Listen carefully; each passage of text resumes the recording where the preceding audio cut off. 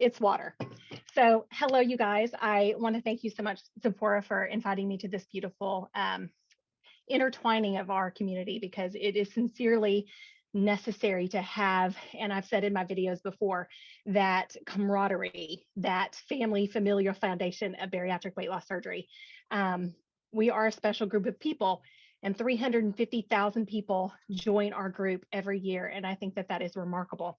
I do start off all my videos, hello, my bariatric heroes and beyond, because I do have people who are not bariatric weight loss patients, but they have a friend of a friend, or they just want to know more about our way of life. And so everybody is welcome. I don't care if you're losing weight the good old fashioned way, like I attempted to do a million times, or if you're a bariatric patient. But yes, my name is Tara. Miss Texas is the platform on TikTok, MIZ_Texas. And I started this kind of as a joke at work. My coworker, Alexa, was kind of tired of me talking about my bariatric journey and my journey to a tummy tuck after 14 years of weight loss. So to start in the beginning, I was not a plus size child, but I felt larger than everybody else in the room due to body dysmorphia. And I started to gain weight probably around middle school. And when I say gain weight, again, I was not a plus size child, but I remember being a size 12 in 8th grade. And then by my senior year of high school, I was a size 18. And when I got married in 1996, I was a size 18-20. And Carney Wilson was having bariatric weight loss surgery and was on Oprah. And I was like, hold on for one more day, right? I was like, I love Carney, and she's had weight loss surgery, and I'd never heard of it. And my mom was a nurse, and she was telling me about all the stomach stapling, and my cousin had experienced that. So my journey and inquiry started 10 years prior to me actually having the surgery. What surgery did I have? I had RNY gastric bypass surgery. Again, I had 10 years to plan for that. Lap band was pretty much on the end of its life cycle 14 years ago when I had my surgery. Stomach stapling was a thing of the past, and gastric sleeve was still somewhat new. And with all of my research, why did I choose RNY gastric bypass surgery? I often talk about in my life, I have the disease of more. And I knew that I needed a physical repercussion because I was still going to choose the foods that do not fuel our body. I knew I was going to choose the chocolate cake, the mashed potatoes, the rolls. If I were to tell you, I know every single one of you relate. Going to Golden Corral buffet, easily, I would be there for 3 hours. I would down 13, 14 yeast rolls. What I used to eat at Outback Steakhouse, and I'm only 5'4" in my petite little body. I just fed what I call my God-shaped hole, and it was never ending. I never felt full. I never felt miserable. And so that 10-year progression of me researching it became more and more prominent that I needed medical intervention.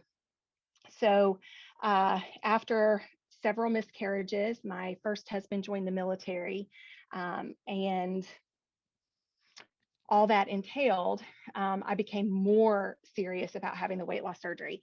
Unfortunately, our marriage ended, and I was working at T-Mobile, and I had Cigna insurance at that time. And a couple of people in the call center had bariatric weight loss surgery, and it became a reality. It was no longer me having to depend on my husband's insurance. It was something that I could do. And I jumped on it. I researched the physician. I ended up not even using a physician there in Kansas where I was living. I was living in Wichita, Kansas at the time. I actually used my best friend who had had the surgery a year prior in Norman, Oklahoma. So I went down to Oklahoma Weight Loss Options, and it was a 6 months. And in that 6 months, I gained 11 pounds because of the food funeral, because I have the disease of more and I wanted more food. And I really thought that this was going to be a death sentence. I was never going to be able to be romantically in love with food. And I thought I was going to, I went on a cruise, gained weight. But essentially, November 8th of 2008, I drove down to Norman, Oklahoma, and had the surgery, and my life forever changed. And it changed very quickly. I knew I was going to have the liquid diet, et cetera. At that time, Unguri was the only protein that you could get. You couldn't get regular protein powders.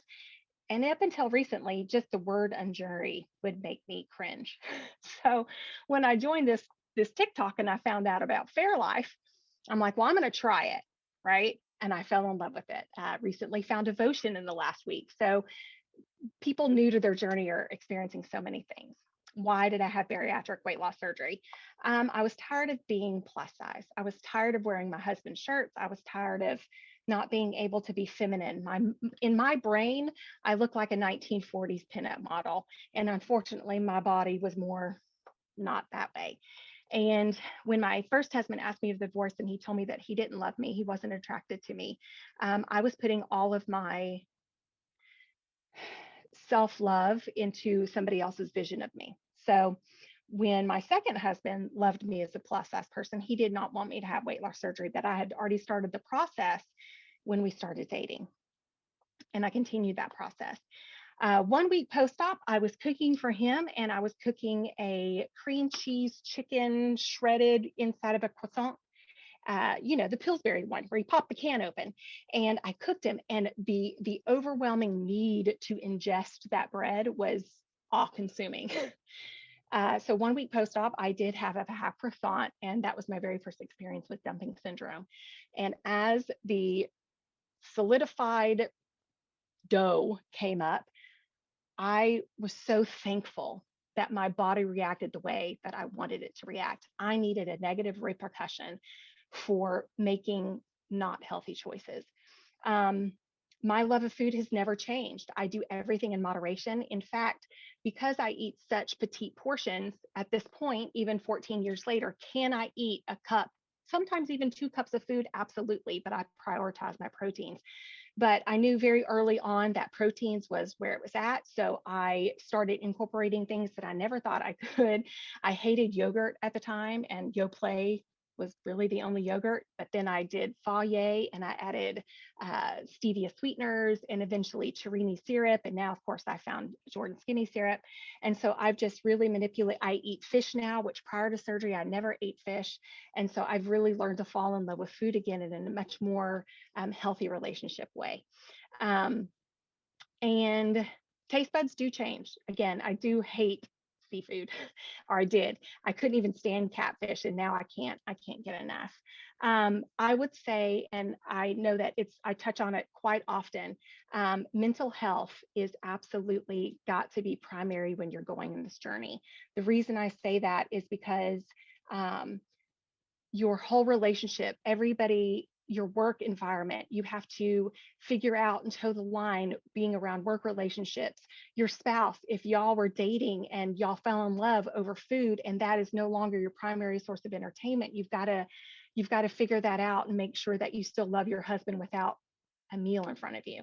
And then what I consider now my passionate platform is transfer addiction, and specifically alcoholism. So I had surgery in November of 2008. April of 2009, my father passed away in a drunk driving accident. And 1 month later, I was out with coworkers, which is something I never would have done as a plus size person. But having lost 80 pounds, I wanted to go bowling and have a great time. And a coworker, somebody bought her a Jaeger bomb. And I jokingly was like, oh, this is in memory of my father. And I took that Jaeger bomb, and it was euphoric. And I was chasing that ever elusive relaxation of my brain. Part of my disease of more is my brain never shuts off. And so there's a lot of mental health that goes with it, and trauma from my childhood, and being poor and not having food. There's a lot of things that came into it. And since food was no longer my way to manage my every emotion, it became alcohol, and everybody drinks. And I will tell you the progression that it happened for me was I had that drink in May. By the end of June, I was at the liquor store every day buying Jaeger. July, August timeframe, I was going home at lunch and drinking Jaeger from the freezer. And my coworker said, I can smell Jaeger on your breath. And within a month, my friend was telling me about Tito's vodka. And so I was like, well, Tito's doesn't have a smell. And at the time, I was mixing it with cranberry. And then it was like, well, I don't need those calories because I had lost all this weight and I look fantastic. And I just give me the vodka straight with a lemon wedge because that's healthy. And then it went to hiding the liquor, and essentially it destroyed my life in the best way. When I say that is, I drank from 2009 till I got sober in 2016. And at that point, everything that I had learned with my bariatric weight loss surgery and my mental health recovery, and now had to be put in full force in me recovering my relationship with alcohol and or purging it from my life. Transfer addiction is real. If you're not speaking to someone, or if you think you may personally have an issue with it, and we know that, I say we know, some y'all don't. So transfer addiction is when you take away food as your everyday feeling. Is it shopping? Is it gambling? Is it sexual addiction? Is it anything that you use in excess to avoid your daily routine of life? If you're choosing that something rather than dealing with something in your life, it can destroy you, and it could put you to your rock bottom. But I am coming up on 6 years sobriety, November 21st, and I will make it to that day. But today I have today, right? Amen, right? And so I'm going to touch on this briefly because I know I'm running out of time, but so people talk about weight gain, regaining the weight after bariatric weight loss surgery. And my smallest weight was 139 pounds. That was not a good weight for me. I looked emaciated at that point because I wasn't working out. It was literally just losing all of my, and I just had adipose tissue left. And then I had that rebound weight gain, that 5 to 10% that they talk about. And I sat at 145 to 155. And when I incorporated alcohol into my life, depression, anxiety, and making wrong food choices, I ballooned up to, I've been saying 202 pounds, but I found my arrest record today and it said 205 pounds. So you're going to be seeing some language change in my videos. So I gained back up to 205 pounds. And when I got sober and I omitted alcohol from my diet, I went down to about 188 pounds, and then started working out, moving my body, got down to about 177, trained for a 10K in Savannah in 2018. And I really just kind of sat between 165 and 175. And I said, that's not where I'm supposed to be. And so I incorporated 90 to 110 grams of protein, drank 100 ounces of water, moved my body 10,000 steps a day, and ate under 20 net carbs in a day. And my body is the healthiest it's ever been. And utilizing all of those positivities in my life. Just so you know, I did go crazy at the end of November 16, and I thought that my liver was exploding in my belly and I lost my mind. But they did a barium swallow test because I kept talking about everything that was going on in my abdomen with bariatric weight loss surgery, and my stomach did not stretch. So it did not. I was just eating awfully. And so anyway, so I in about 140 pounds, and this year I was gifted with a tummy tuck surgery. And so I had a tummy tuck July 11th. And when I was gifted this surgery, the person who gave me my dream come true, he said, Tara, I can't imagine looking in the mirror and still seeing 250 pounds and not realizing everywhere that you've come from. So here, have this money, go lose weight, or don't gain the weight back, I think is what he said. He was intoxicated, bless his heart. He said, don't gain the weight back, but I'm so proud of you. And I want you to see in the mirror what we see. And that was the greatest gift anyone could have ever given me. And not for vanity purposes, but you all know that when you lose weight and you have that extra skin that you carry, that is an absolute reminder of all the how you deprived your body of health for so many years. It was, I used to call it my battle scars, but it was mentally draining for me. And I'm not in a bikini every day, but I am going to be 47 in December, and look at this body, right? So I'm still a little thick, but I am so proud of where I've come from, and I will scream to the rooftops that this surgery saved my life. Polycystic ovarian syndrome, borderline sleep apnea. I was pre-diabetic. All of those things. I knew that I was on a trajectory to death. And so, do I recommend the surgery for everybody? No, but if you can do it and you're strong enough and you get the mental health work, you can do it. So that's my story. Oh my God, I'm gonna clap. You are amazing. You are amazing. If you guys have any questions for Tara, drop them into the chat now. So I wanted to see if I can ask you maybe a follow-up, 1 or 2 follow-up questions. Please, About absolutely. transfer addiction, just in case anybody on here, you know. So are you in therapy now, or is it like, I don't know, is it done? That is a great question. I'm not currently in therapy well, I'm lazy and financial reasons. But let me tell you, when you go to rehab and you are meeting with a therapist on a daily basis and sometimes 3 times a day. And then after I got sober, I was in AA and therapy and group therapy, and I did a lot of soul searching. And now my therapy is, and again, this is my recovery is Christianity based, and I have a fantastic support system, and I utilize them tremendously. I don't speak about that as much. I do bring my religion into my TikToks, but I don't want to scare anybody away. but no, I'm not currently in therapy, but I do the therapy work every day, and sometimes in my TikToks, when you see my little 3-minute videos, that is my rehearsing of what I've done in therapy for many years. That's awesome. Thank you for the That's question. good. No, that's really good. And it's still important. Like however you get that, have that outlet, whether it's religion or therapy or whatever it is, you have to find something. I learned recently, like understood that when I had a conversation with Amber Boyd. She's a therapist. She did a podcast with me, and she just, her information, she had bariatric therapy too. I mean, bariatric surgery too.